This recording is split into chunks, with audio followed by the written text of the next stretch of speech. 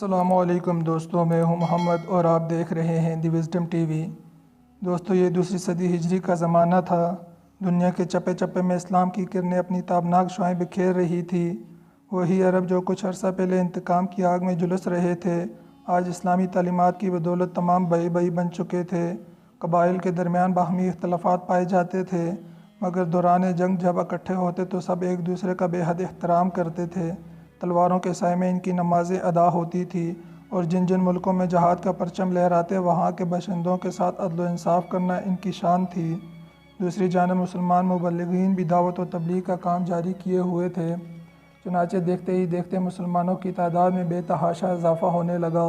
دوسری صدی ہجری کے آخر میں مملکت اسلامیہ کی باغ دوڑ خلیفہ ہارون الرشید کے ہاتھ میں ہے۔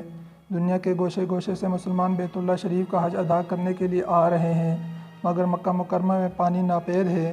حجاج کرام اور اہل مکہ بڑی مشقت سے کسی طرح پانی کا بندوبست کر پاتے۔ اسی زمانے میں ملکہ زبیدہ بنت جعفر فریضہ حج کی ادائیگی کے لیے مکہ مکرمہ آتی ہیں۔ انہوں نے جب اہل مکہ اور حجاج کرام کو پانی کی دشواری اور مشکلات میں مبتلا دیکھا تو انہیں سخت افسوس ہوا۔ چنانچہ انہوں نے اپنے اخراجات سے ایک عظیم الشان نہر کھودنے کا حکم دے کر ایک ایسا فقید المثال کارنامہ انجام دیا جو رہتی دنیا تک عالم بشریت کو یاد رہے گا۔ یہ خلیفہ ہارون الرشید کی چچا زاد بہن تھی۔ ان کا نام امت العزیز تھا۔ ان کے داماد منصور بچپن میں ان سے خوب کھیلا کرتے تھے۔ ان کو زبیدہ یعنی دودھ پلانے والی کہہ کر پکارتے تھے۔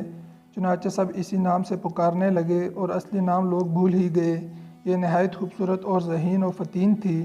جب جوان ہوئی تو خلیفہ ہارون الرشید سے ان کی شادی ہو گئی۔ یہ شادی بڑی دھوم دھام سے 65 ہجری میں ہوئی۔ ملکہ زبیدہ کی خدمات کے لیے 100 نوکرانیاں تھیں جن کو قرآن کریم یاد تھا، اور وہ ہر وقت قرآن کریم کی تلاوت کرتی رہتی تھی۔ ان کے محل میں قرآن کی گنگناہٹ شہد کی مکھیوں کی بنبناہٹ کی طرح آتی رہتی۔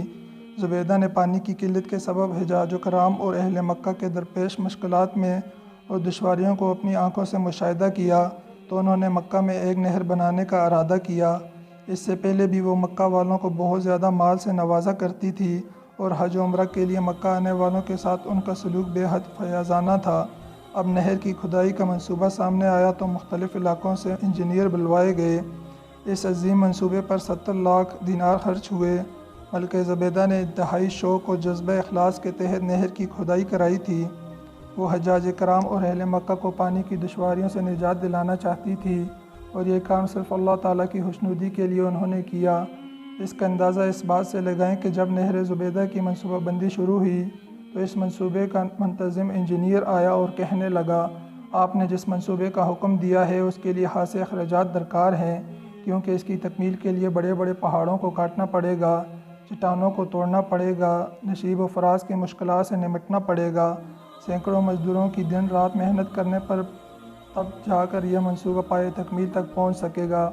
یہ سن کر ملکہ زبیدہ نے جو جواب دیا وہ دلچسپی ہے، اور اس سے ان کی قوت فیصلہ اور منصوبے سے دلچسپی کا اظہار بھی ہوتا ہے۔ انہوں نے چیف انجینئر سے کہا، اس کام کو شروع کرو، خواہ لوہاڑے کی ایک ضرب پر 1 دینار خرچ آتا ہو۔ اسی طرح جب نہر کا منصوبہ تکمیل کو پہنچا تو منتظمین اور نگران حضرات نے اخراجات کی تفصیلات ملکہ کی خدمت میں پیش کی۔ اس وقت ملکہ دریائے دجلہ کے کنارے واقع اپنے محل میں تھی۔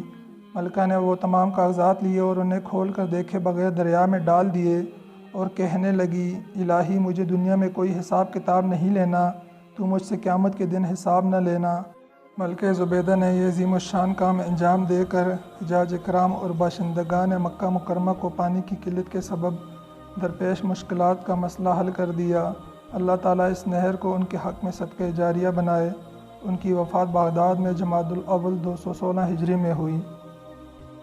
تو دوستو، یہ تھی آج کی ویڈیو۔ ہم امید کرتے ہیں کہ آپ کو کچھ نیا جاننے کو ملا ہوگا۔ اسی طرح کی مزید ویڈیو دیکھنے کے لیے ہمارے چینل کو سبسکرائب کیجیے اور بیل آئیکن کے بٹن کو پریس کیجیے تاکہ آئندہ آنے والی ہر نئی ویڈیو آپ تک پہنچ سکے۔ آج تک کے لیے اتنا ہی۔ آپ کا دوست محمد۔